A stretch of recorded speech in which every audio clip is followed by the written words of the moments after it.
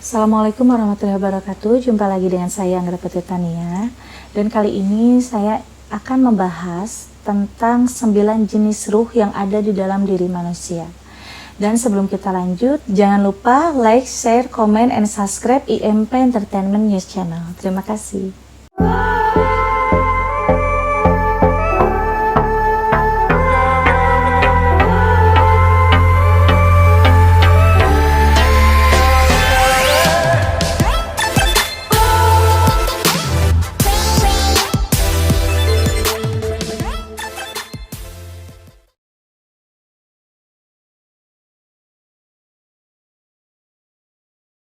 9 jenis ruh manusia ada di dalam, salah satunya ada di dalam kitab Ri'idatul Al-Qadir di bab ke-42.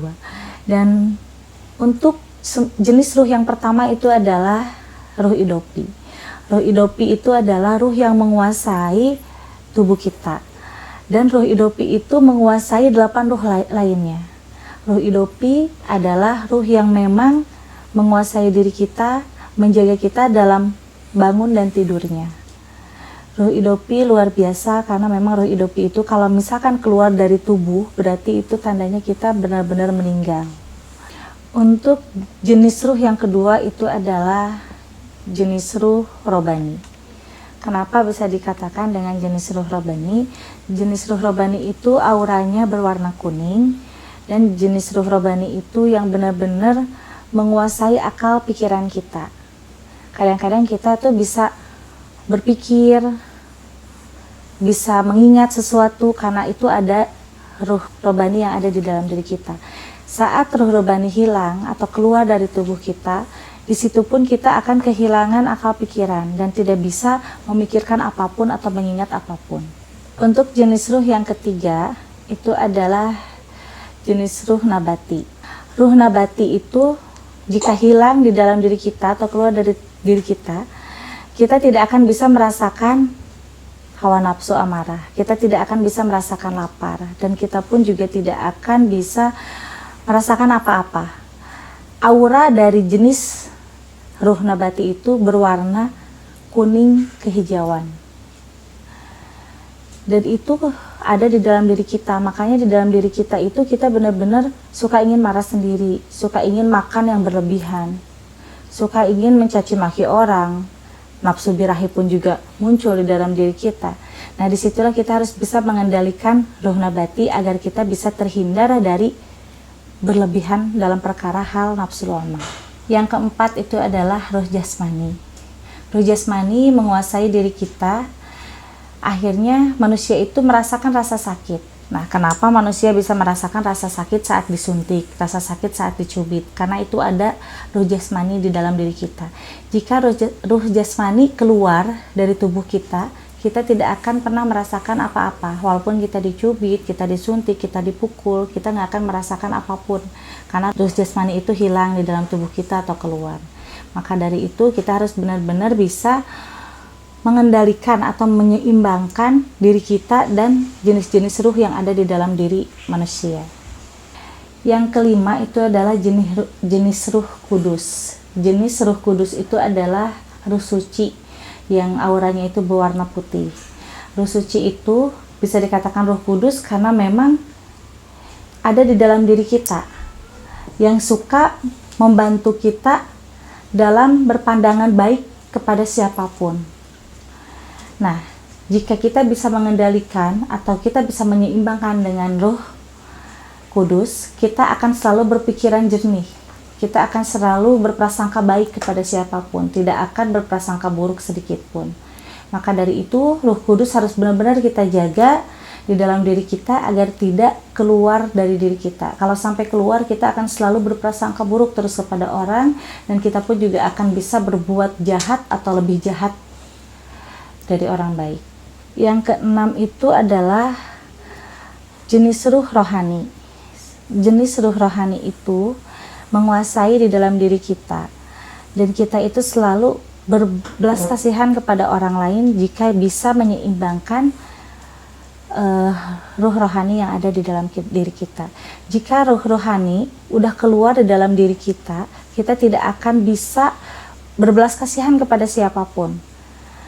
Di situ kita akan hilang jati diri kita kalau kita tidak menguasai atau menyeimbangkan roh rohani yang ada di dalam diri kita. Roh rohani itu auranya berwarna kuning keunguan. Itu menandakan artinya bahwa kita harus bisa mengendalikan hati nurani, kolbu, dan juga bisa mengendalikan jati diri kita. Yang ketujuh itu adalah roh rohmani. Roh rohmani itu yang menguasai diri kita agar kita bisa selalu baik kepada siapapun. Artinya Rahman Rohim ya. Rahman itu kita harus benar-benar saling menyayangi, menghargai dan menghormati kepada sesama. Roh rohmani itu auranya berwarna putih kebiru-biruan. Jika roh rohmani itu keluar di dalam diri kita, maka kita benar-benar akan menjadi orang yang jahat. Tidak pernah mengasihi, tidak pernah menyayangi, tidak pernah menghormati, dan tidak pernah menghargai sesama. Nah, itu adalah ciri-ciri orang yang memang sudah hilang atau keluar roh rohmani yang ada di dalam dirinya. Untuk yang kedelapan, itu adalah roh nurani. Roh nurani itu adalah ruh yang memang bisa mengendalikan hati dan pikiran kita. Hati dan pikiran kita untuk selalu berbaik sangka. Tidak jauh beda dengan ruh yang tadi saya sebutkan, roh rohani. Jadi roh rohani itu hampir sama dengan roh nurani. Tetapi semuanya itu masih di bawah naungannya atau di bawah ruh idopi. Untuk yang ke-9 itu adalah roh rewani. Roh rewani itu adalah yang mengendalikan kita supaya kita itu bisa benar-benar jaga diri. Dan roh rewani itu selalu datang di dalam mimpi kita. Di dalam mimpi kita yang memperlihatkan bahwa wujudnya itu benar-benar sama dengan kita. Makanya kan manusia itu kadang sering ya ada yang mimpi bertemu dengan seseorang, tapi seseorang itu wujudnya sama dengan kita. Nah, itu adalah perwujudan dari roh rewani. Roh rewani itu yang memang sering mendampingi kita kemanapun kita pergi. Di saat kita tidur pun juga roh rewani selalu keluar di dalam diri kita, makanya kita selalu bermimpi. Nah, itulah roh rewani. Kalau kita sampai tidak menyeimbangkan dengan roh rewani kita, roh rewani itu tidak akan bisa kembali lagi. Di saat kita tidak bisa kembali lagi, berarti hanya ada 8 jenis ruh yang ada di dalam diri kita. Jadi pada intinya 9 jenis ruh yang ada di dalam diri manusia harus benar-benar kita jaga, harus benar-benar kita imbangi supaya kita tidak kehilangan jati diri kita. Untuk merawat 9 jenis ruh yang ada di dalam diri kita harus benar-benar berzikrullah ya, jangan sampai terlewat. Dalam keadaan apapun kita harus selalu berzikrullah, mengingat Allah. Bisa dengan istighfar, bisa dengan la ilaha illallah, dan juga bisa dengan subhanallah. Nah, maka dari itu kenapa di saat orang tidur, berarti itu kan ruhnya keluar ya, keluar dari tubuh kita. Tetapi kita kok masih bisa mendengar, bisa mendengar ada orang yang masuk, contohnya ada orang yang lagi berbicara, karena itu masih ada jenis-jenis ruh yang ada di dalam diri kita. Jadi kalau orang ada yang bilang bahwa ruh itu hanyalah satu, memang ruh itu hanyalah satu, yaitu ruh idofi, tetapi ada 9 jenis ruh yang ada di dalam diri kita. Di bawah-bawah roh idofi itu masih ada yang tadi saya sebutkan. Jadi totalnya ada 9 jenis ruh. Supaya kita bisa mengenal dengan jati diri kita harus benar-benar merawat dan mengetahui 9 jenis ruh yang ada di dalam diri kita untuk bisa diimbangi.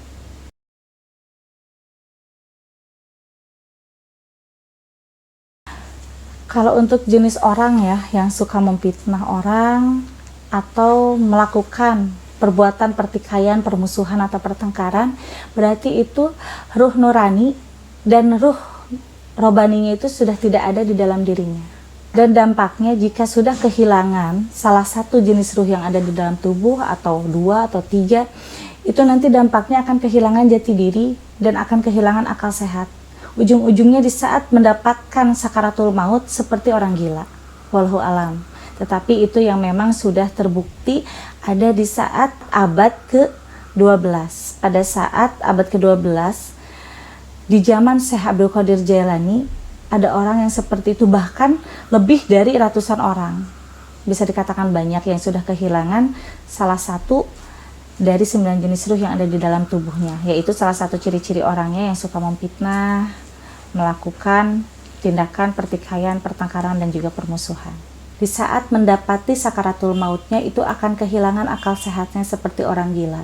Tepat pada abad ke-12 waktu itu banyak sekali bahkan sampai ratusan orang-orang yang mendapati sakaratul maut dengan kehilangan akal sehat, yaitu gila.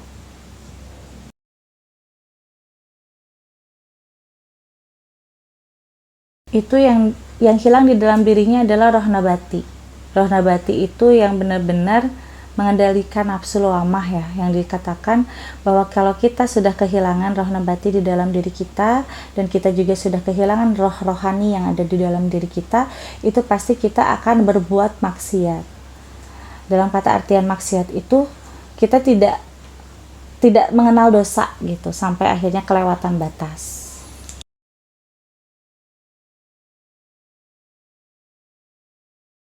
Kalau kita ingin meyakinkan ada salah satu jenis ruh yang hilang di dalam diri kita, itu kita bisa merasakan ya, atau kita juga bisa mengaji diri kita sendiri. Di saat kita dihina orang masih marah nggak? Kalau kita masih marah berarti itu benar-benar kehilangan salah satu jenis ruh yang ada di dalam diri kita. Tetapi kalau misalkan kita tidak pernah marah ataupun sakit hati gitu ya, berarti roh jasmani kita masih ada di dalam diri kita.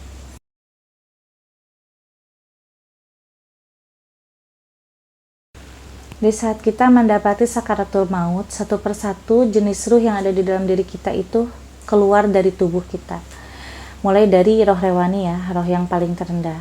Dari mulai roh rewani keluar, satu persatu itu melihat diri kita yang sedang mendapati sakaratul maut. Di saat tepat, singkat cerita, ruh idopi masih ada di dalam tubuh kita atau di ubun-ubun, satu persatu hilang. Kenapa satu persatu hilang?